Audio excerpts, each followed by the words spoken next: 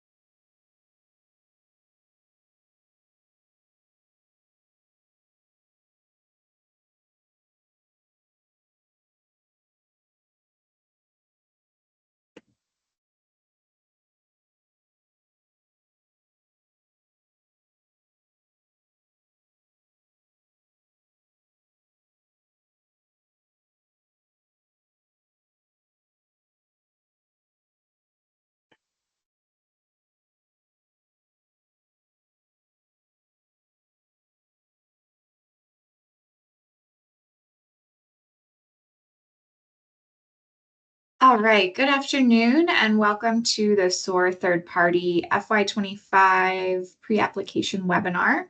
My name is Brianna Griffin and I am going to be managing the competition this year. You may see Jessica Mardo's name in the RFA. She's no longer with the agency, unfortunately, so I will be the point of contact. I'll share my contact information at the end of this webinar. The slides and recording from today's webinar will be shared on the website shortly on the SOAR third-party webpage, so you can find them there if you're looking to reference these slides after today's webinar. I'm going to have some FAQs that we pre-populated at the end of the presentation, and then I will also address questions that you shared during the presentation. So as those questions come to you, feel free to drop them in the chat and I'll address them at the end. We're also going to be releasing an FAQ document on the SOAR third-party webpage, which will encompass some of the FAQs that we pre-populated, as well as the questions that come in through yesterday and today's webinars, and any questions that come in by email. I believe that's it, so I will go ahead and jump in. So today's webinar, our goals are that you will understand the purpose and requirements of the SOAR third-party grant, including purpose of funds, eligibility and partnership requirements, priority areas, and key competition details and deadlines. We hope that you'll be familiar with the application components and review process and know how to access the EGMS application and who to contact with issues or questions. All right, so the purpose of funds is, so the SOAR Act is a federal law that authorizes funding to improve and expand quality public charter schools in the District of Columbia. Within that funding, the SOAR third-party grant, the purpose is to provide support to DC-based nonprofit organizations with a demonstrated history of success working with DC charter schools on projects that are designed to either have a direct and rapid within 2 years impact on the academic achievement and outcomes for public charter school students across multiple public charter schools. Those are classified as direct assistance projects, or they could impact student outcomes at multiple charter LEAs indirectly by enhancing the organizational capacity of charter LEAs to operate as fiscally and operationally sound nonprofit organizations and schools. And those are indirect assistance projects. So those are the two categories of projects that we will fund. And we'll talk a little bit more about the funding requirements for each. So funding priority may be given to proposals that meet one or more of the following priority areas. These are new for FY25.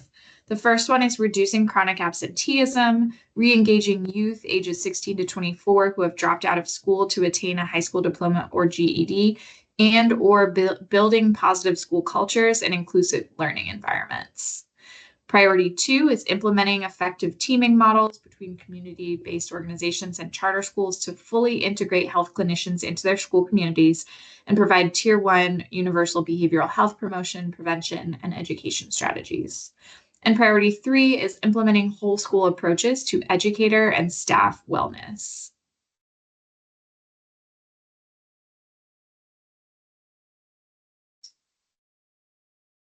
So we'll talk a little bit more later on about those funding priorities and how they will be assessed. So OSSI anticipates making awards of up to $400,000 per fiscal year for direct assistance projects and indirect assistance projects. So the maximum award amount is the same for both types of projects, which is again new this year. You can apply for up to $400,000 for the first fiscal year, and then you will be eligible for up to 2 additional years of funding, also up to $400,000 per year. Awards are limited to 1 per organization, and the award period will be 3 fiscal years, beginning on October 1st, 2024, ending September 30th of 2027. And in this first award period or budget period, pre-award costs will actually be allowed back to July 1st. So you will only be completing an application for the first fiscal year with this initial submission. That's really important, and I'll reiterate that later on. Grantees may charge allowable pre-award costs back to July 1st, 2024. Pre-award costs are those incurred prior to the effective date of the grant award directly pursuant to the negotiation and anticipation of the award, where such costs are reasonable and necessary for the efficient and timely performance of the scope of work. Grantees must identify pre-award costs in their budget and will receive written approval via the application approval of pre-award costs from OSSI.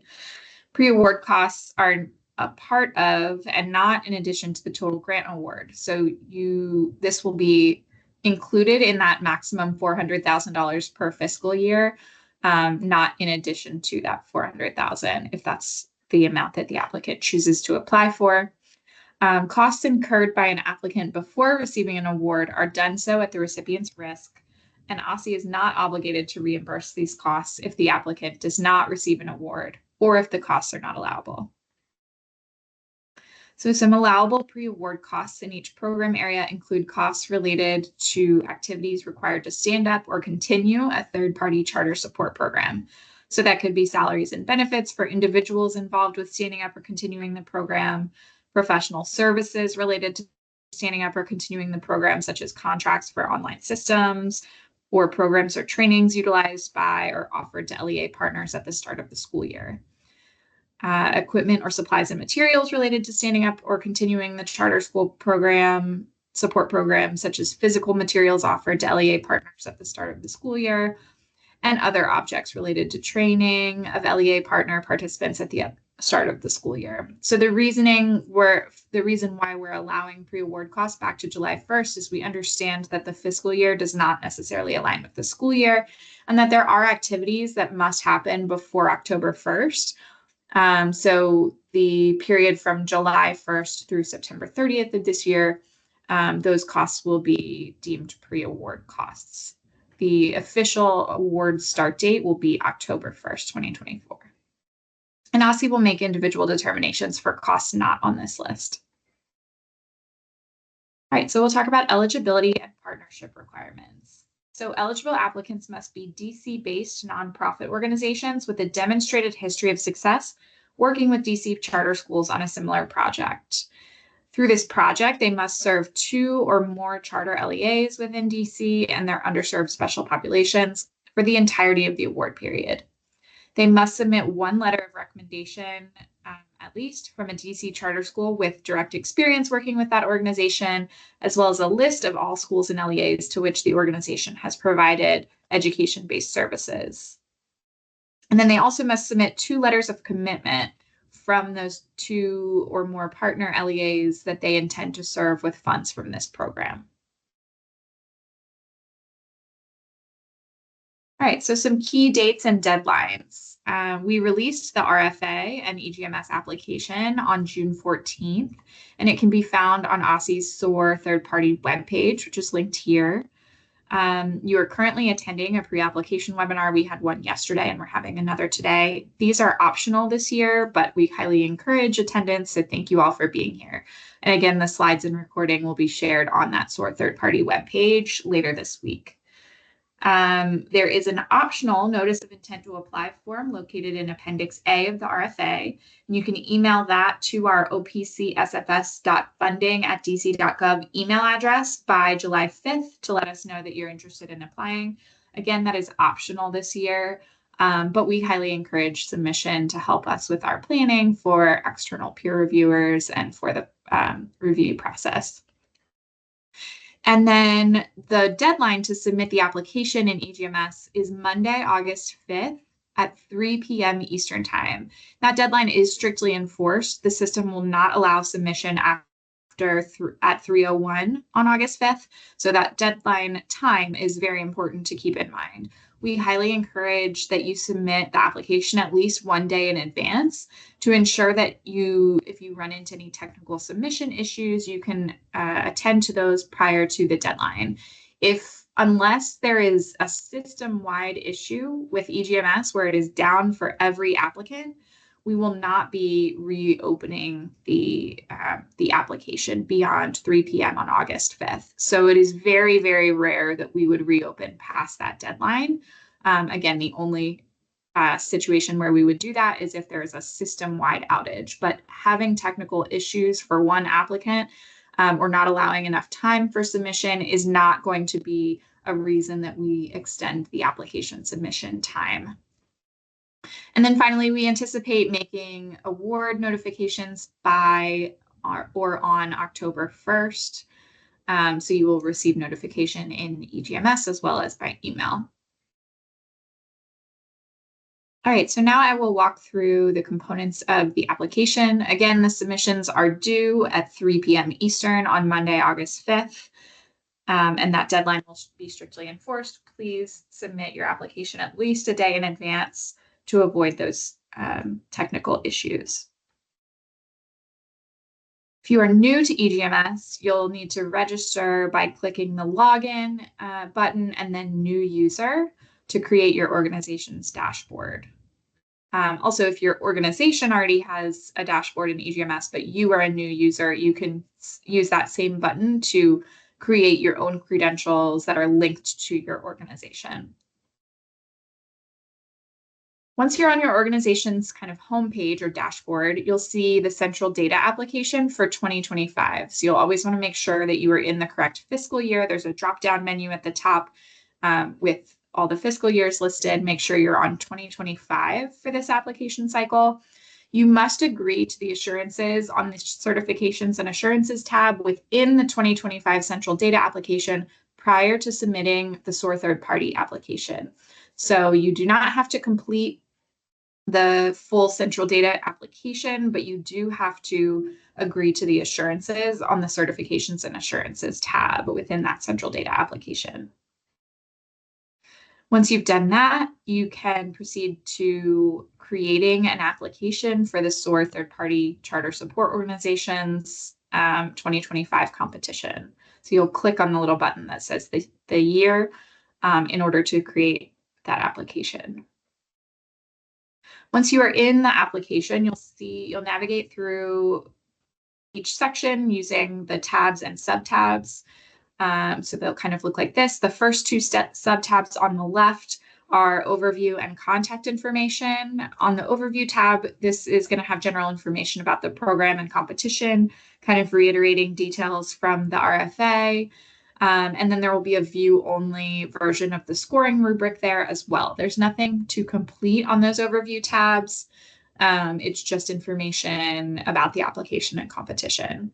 On the contact information tab, you will complete that to give information about your key project staff that you would want to be contacted about the application and award decisions.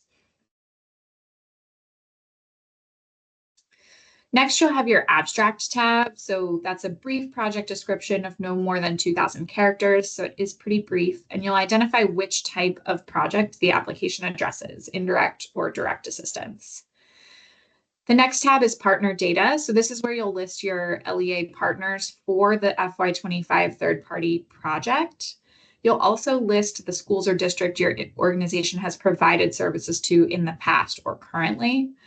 You'll provide data demonstrating contributions to student success in DC and how this data is tracked by your organization.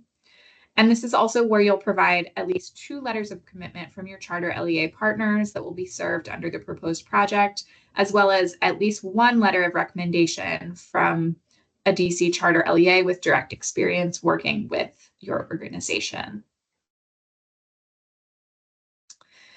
Next is the main application tab, and this contains multiple sections. So the first 2 sections are the data sources checklist and needs assessment. So you'll use the data sources you select from the data sources checklist to substantiate the need for the proposed project by describing the needs of each LEA that you're proposing to partner with through the project. Next, you'll have a project description where you'll describe the proposed project and activities. After that is the theory of action. So this should be structured as an if, then, because statement, or if, then, as a result of. So there are training slides on the logic model. They're actually linked at the bottom of this tab. And there are a couple of slides in there as well on a theory of action and how to construct one. An example would be if we train staff and students to implement restorative practices, then the number of students subject to punitive discipline procedures will decline. As a result, the school to prison pipeline will be disrupted and students of color will have more opportunity to learn and succeed in school. So it kind of demonstrates, the theory of action demonstrates the logic behind why you are implementing the activities that you're proposing through this application. Next is the equitable access and participation requirement, where you will describe how program participants with special needs will have equitable access to grant-funded activities. And then there's a logic model. You'll actually use the OSSI logic model template, which is linked here. It's also linked in the application itself. So you will want to download that template, complete it, and then re-upload it at the bottom of this main application tab. Please ensure that there's a separate tab for each partner in one single logic model document. So it's an Excel template, and you can create multiple tabs for each partner. And then again, please refer to the training slides for further instructions on completing a logic model, and specifically the OSSI logic model template that you are required to use. So those training slides are linked here, and they're also linked within the application. Projects that address a funding priority area will be awarded 10 points. Projects that do not address a priority area will not be awarded additional points. So again, those priorities for FY25 are listed here. There are 3 priorities. OSSI may elect to fund priority projects at a higher level than non-priority projects. And if there are more quality applications than available funds, OSSI may elect to fund priority projects instead of one or more non-priority projects that received a higher score. Those 10 points can only be received once. So while you are welcome to address more than one priority, you will only receive those 10 points for one of the 3 priority areas. You can't receive 30 points for hitting all 3. They're also not required. So if you do not address any of the 3, you just won't receive those 10 points. But you will still be eligible for an award. Next is the budget section. So there's a budget narrative that you will complete to describe the proposed costs. And then there are separate subtabs for each of the budget categories. And those are salaries and benefits for employees of your organization, professional services, which would be any contracted work, equipment, which is defined as over $5,000 per unit. That is pretty rare in these types of grants. So we don't see that category used a lot. Supplies and materials, on the other hand, is under $5,000 per unit. So that's much more common. And then other objects, which could include stipends or tuition and fees. It could also include conference registration and travel, things that don't fit under the other 4 categories. New this year, under each of the budget tabs or subtabs, there is a cost basis field, which is basically your explanation for why you are requesting the amount that you are budgeting for that specific line item. So you'll complete the cost basis description for each line item in the budget. So an example for salaries and benefits would be the program manager's total salary and benefits are $100,000 for the fiscal year. 50% will be charged to the grant for a total of $50,000. And then the amount budgeted should match that description in the cost basis. So in this case, $50,000. For salaries and benefits, just to reiterate, it's extremely important that you include the total salary and benefits for the year that will be earned by that individual, as well as the percentage that's being charged to the SOAR third-party grant specifically. Some other examples, so for professional services, the cost basis might say something like 1 in-school literacy training for $1,000, benefiting 10 teachers for $100 per teacher. So it's clearly showing the amount of the training, the number of trainings, and in this case, breaking it down at a per teacher level. Again, equipment, we don't see it a lot, so we don't have an example to share there. But for supplies and materials, an example could be book packs for participating families, $800 each times 5 families for a total of $4,000. So it's giving us the explanation for the amount, the total amount that you're budgeting for that line item. And then finally, other objects. An example is conference registration fee of $500 per person times 5 attendees for a total of $2,500. So it's pretty brief, but should demonstrate how the amount budgeted is a reasonable amount for the item that you're proposing. So pre-award costs, again, should be outlined separately in the application budget. So in scenario 1 at the top of this slide, there are no pre-award costs. So again, the salaries and benefits example would be the program manager's total salary and benefits are $100,000, 50% will be charged to the grant for a total of $50,000. And then the number in the amount budgeted line would be $50,000.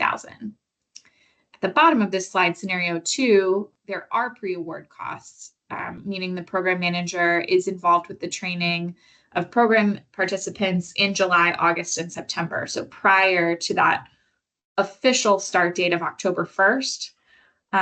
So in this cost basis field, the pre-award costs would be outlined separately. So it would say pre-award costs are charged for training program participants in July, August, and September. The total salary earned in these 3 months is $25,000, with $12,500 being charged to the grant because it's 50%.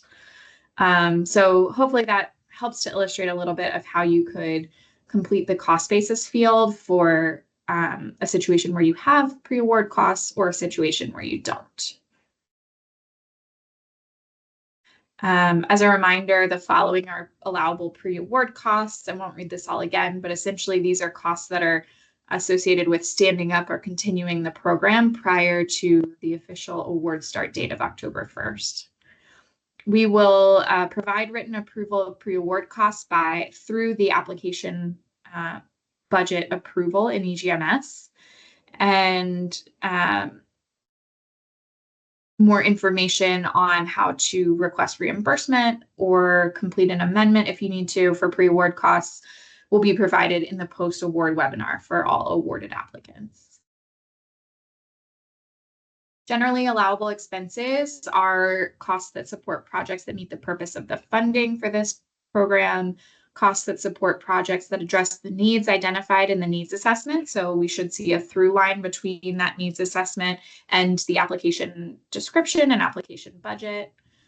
Costs that meet the requirements of permissible use of funds within EDGAR and 2 CFR 200, so those federal regulations that govern our federal grants. And then indirect costs up to the 10% de minimis unrestricted rate for this grant. If you are choosing to budget indirect costs, please notify me to make sure that it's set up in EGMS correctly for you to do so. You can also submit an amendment later on if you are awarded to include those indirect costs. So it's not a huge deal if you miss them in the initial submission. You can go back and do a budget amendment later on. And then non-allowable expenses would be unallowable costs per those federal government regulations. That could include food and entertainment costs, costs that do not align with the strategies outlined in the application, and costs that do not meet the purpose of this grant. The next tab in the application is the budget amendments tab. So you won't complete anything there during the initial application, but if you are awarded and do a budget amendment later on, you'll use that tab to explain the rationale for that amendment. So again, leave that blank during this initial submission. Next is the supporting documentation tab. There's also nothing required there. Any additional uploads that you include there with your initial application will not be considered in the scoring of your application. So you can't say see attachment in one of your narrative responses because the attachment will not be considered in the scoring. And then assurances, there are program-specific assurances and an assurances agreement summary. You'll want to make sure that you read through those carefully and agree to all assurances prior to submitting the application. Next is the Submit tab. So once you are fully done with all sections of the application, you'll do what's called a consistency check. So you'll click the Run Consistency Check button. It'll scan the application to ensure that all of the required sections have been completed. And then a second step will be to actually submit the application to OSSI. So there are multiple steps or multiple clicks that you need to complete in order to fully submit the application. Please, please, please go back out to your organization's dashboard, find that SOAR third-party charter support organizations tile, and check the status. Once you think you've submitted it, go back out and see whether it says submitted for review and the date and time that you submitted it. So that is the best way to check that OSSI has received your application by the deadline. Next is the application print tab, where you can request a PDF version of the application and any saved responses. So you could request a PDF before you complete the application if you want to read through it outside of the system, or you could request a PDF after you've saved your responses if you want to read through everything that you've entered. PDFs are generated on the hour and emailed to you. So if you requested a PDF right now, you would not receive it until 2 p.m. So just keep that in mind. And then application history is where you can see kind of the status of the application and where it is in the OSSI review process. All right, so after applications are submitted, a panel of external reviewers will be convened to review and score each application. The review panel will be composed of neutral, qualified professional individuals selected for their expertise, knowledge, and/or related experiences. Those external reviewers must sign a conflict of interest statement and acknowledge that they don't have a conflict of interest for each individual application that they are assigned to review. And the application will be scored against a rubric, and that rubric can be found in Appendix B of the RFA. There are several important updates to the rubric this year. So first is that the application responses will be evaluated based on whether they are compelling, complete, and clear. And those keywords will be defined at the top of the rubric, and responses will be assessed against these criteria. The needs assessment, project description, and theory of action sections have more clearly defined quantitative metrics within the rubric. So hopefully that helps to clarify how each response should be scored. The budget section has a new item to be scored that a complete budget is included in the application, including both the narrative and specific budget tab portion. And then the projects that meet a funding priority area are awarded 10 points in the rubric. In prior years, projects that met funding priorities did not receive additional points. So that is another update for this year. We anticipate making award notifications by October 1st, which is the official start date of the award. And we may award an applicant for only a portion of the budget requested in the application. In that case, an applicant would be asked to submit a revised budget or an amendment prior to receiving their official grant award notification. Applicants may choose to turn down an award, particularly if they are awarded less than what they requested. And each awarded applicant will receive a grant award notification in EGMS. You'll want to read through that carefully because that includes all of the terms and conditions of the award, and also save it for your files.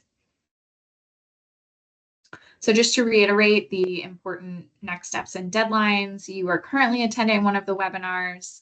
The next step to take would be submitting a notice of intent to apply by July 5th. That form is found in Appendix A of the RFA. And again, it is optional this year, but highly encouraged. The application deadline in EGMS is 3 p.m. Eastern on August 5th. That is a strictly enforced deadline, and we anticipate making award notifications by October 1st.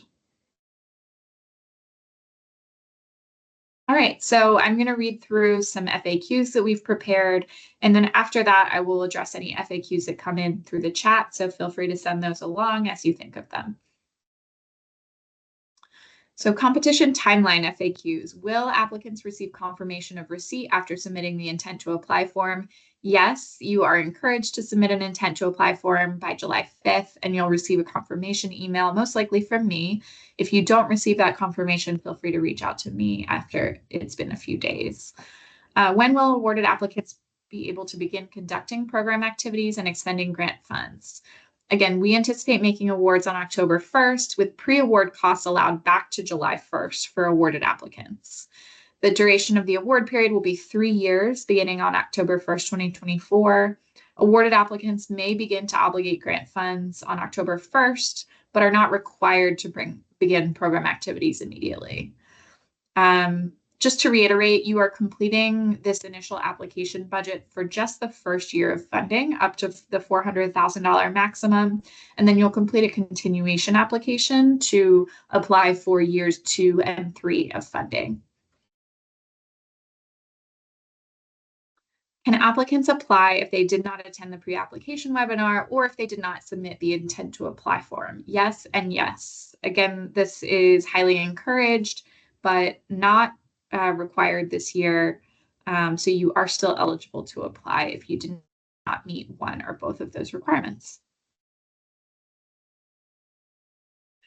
Our organization is a current SOAR teacher pipeline grantee. Are we eligible to apply? Yes. Current and former grantees of the SOAR third-party grant or other OSSI grants are eligible to apply. Our organization applied for the FY25 SOAR Educator Pipeline Grant. Are we eligible to apply for both grants? Yes, organizations may be awarded multiple SOAR-funded grants in the same fiscal year. And our organization currently only serves one DC charter LEA, but is proposing to work with 2 or 3 others for this project. Are we eligible to apply?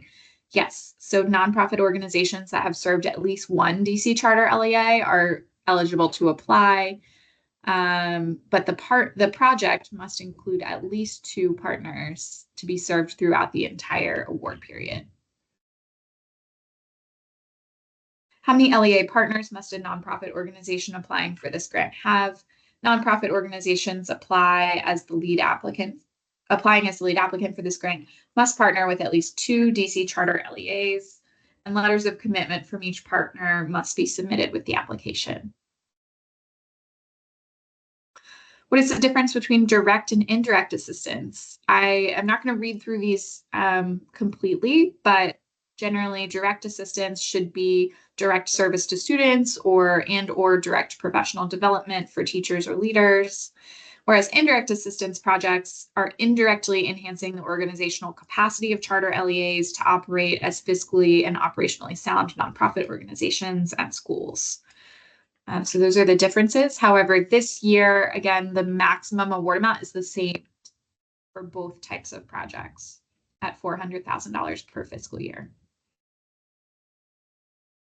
Should the list of all schools and districts your organization has provided similar services to include schools or districts nationwide or just DC-based, you may include schools served nationwide in the application, which could include both public and public charter schools.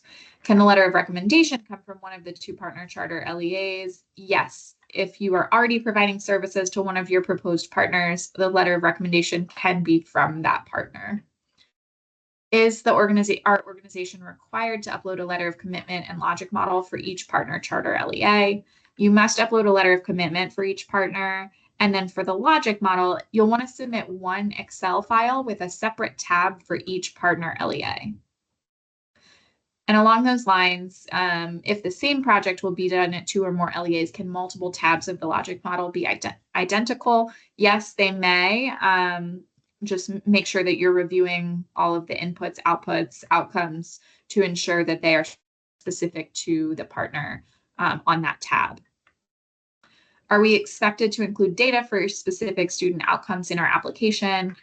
Nonprofit organizations should include any student outcome data in their application that is pertinent to the proposed project, which could include test scores, matriculation into the next grade, etc. Are applicants required to meet funding priorities? In short, no, they're not required. However, you will be awarded 10 points if you meet one or more of the priority areas. And projects that do not address a priority area will not be awarded those 10 points. And again, if you meet multiple priorities, you still can only receive a maximum of 10 points for the priorities. Where should I go if I have questions about EGMS or have a technical issue? So this year, EGMS is using a ticket system. There's a link at the top left corner of each page of EGMS that will allow you to input a ticket for any technical issues. Please note that EGMS is no longer utilizing a call center or monitoring a support email address. So you must use that ticket system in order to report any technical issues that you're having. And again, this is a reason we highly, highly encourage submitting at least a day early so that if submission issues or technical issues come up, there's plenty of time for them to be addressed. Does the 2025 central data application need to be fully approved prior to submitting an application under this competition? No, applicants must complete all sections of the certifications and assurances tab within the central data application for 2025. However, the full central data application is not required to be submitted or approved prior to submission of the application for the SOAR third-party grant. If an applicant is awarded, their central data application will need to be fully approved before they can start receiving reimbursements. Is this grant eligible for indirect costs? Yes, nonprofit applicants that already have a negotiated indirect cost rate with a federal agency can provide that documentation to OSSI in order to claim indirect costs at that rate. If you do not already have a negotiated rate, you may use the de minimis unrestricted rate of 10%. And please notify me as soon as possible if your organization would like to claim indirect costs so that we can ensure that's set up in EGMS for you to do so. If it's not set up by the time of initial application, you can do a budget amendment later on to claim those indirect costs if you are awarded. And is there a budget cap for this grant? Yes, the maximum award amount for both direct and indirect assistance projects is $400,000 per fiscal year. So again, with this initial application, you are only applying for that first year of funding, the FY25 funds, and any pre-award costs back to July 1st. You will complete a separate continuation application to apply for FY26 and FY27 continuation funding. Is there specific guidance on allowable pre-award costs? Yes, this is in the RFA. I've included it again here for your reference, but generally it's costs involved with standing up or continuing the program prior to the start of the school year or prior to the start of the official award period on October 1st. And OSSE will make individual determinations for any costs that are not on this list. What happens if I am not awarded or not awarded at my requested amount? Costs incurred by an applicant before receiving an award are done so at the recipient's risk. We are not obligated to reimburse those costs if the applicant does not receive an award or does not receive the award that they requested or at their requested amount. And how do I indicate pre-award costs in the application? Pre-award costs should be clearly indicated in the cost basis line for each line item. Applicants should indicate what portion of the total line item is going towards pre-award costs, as well as how much is for the normal fiscal year. And then here's an example again where 50% of the total salary is being charged to the grant, and then the pre-award costs are specifically outlined separately in the cost basis. All right, so I'm going to take some time to address questions that came in through the chat. You can continue to send those while I'm talking, but I'll leave my contact information here. Again, for the duration of this competition, I will likely be the main point of contact, so feel free to send me an email. Please understand that while the competition is open, we can't really answer specific questions that are not already addressed in the RFA or webinar or FAQ document that we will post. So just do understand if you ask a specific question, I may not be able to answer it unless that information is already publicly available and I can point you in the right direction. And then the EGMS help desk is accessible through a ticketing system. Again, if you have questions about how to submit a ticket, you can always email me first and I will help you figure that out. All right, so a couple of questions.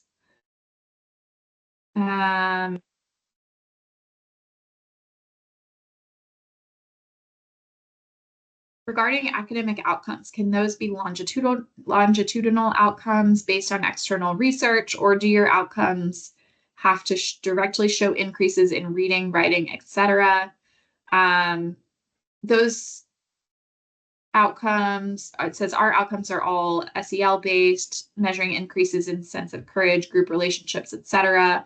I do think that that's fine and helpful to include, especially given the funding priority areas this year that are more correlated to social emotional learning. So yes, those outcomes can be based on external research. Are you more interested in innovations, or if the work we are doing is really sound and this would allow us to expand what we are doing, would that potentially be a competitive application? Either one is fine. I highly encourage you to review the rubric to understand how external reviewers will be scoring, but generally there's no preference for innovative approaches as compared to approaches that are already working in your partners. If you have been previously awarded this funding and partnered with 2 LEAs, can you apply to partner with those same 2 LEAs for this funding? Yes. My only caution would be if you have an existing grant and you're partnering with those same partners, you'll want to make sure that the scopes do not overlap. So either this is new work or you're using new partners. If you are a current grantee, if you're a previous grantee, then there shouldn't be any issue with scope overlap. Past SOAR grants were 2-year projects. Since this is an application for 1 year with the potential to be eligible for continued funding, is the expectation that a full application is submitted each year? Can aspects of the project change from the first award year to build on the initial project? So it will not be a full application that will be submitted for FY26 and FY27. It will be a continuation application. So it's not a new competition. It will likely be a shortened version of the application, but there may be opportunities for you to tweak different aspects of the program during each fiscal year of the project. However, you will still be responsible for completing the scope of the initial project that was funded through this competition. Those are all the questions that I've received. I will hang on for about 2 more minutes in case any more questions come in. Otherwise, these slides and the recording of today's webinar will be posted on the SOAR third-party webpage, and we will also be sharing the FAQ document in the coming weeks prior to the application deadline. One more question, are we allowed to partner with other community-based organizations to bring certain aspects of the programming? Yes. The way you would do that is one application or one organization would be the lead applicant and the other might be like a subcontractor. So you would include their work probably under the professional services column of your budget. That is kind of how you would partner with another community-based organization, but one organization must be the lead who actually submits the application and is responsible for meeting all of the terms and conditions of the award.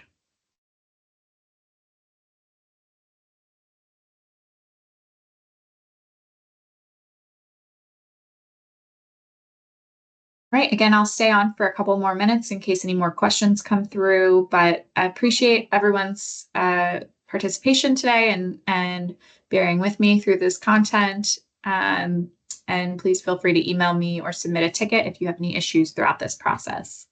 Thanks and have a good afternoon.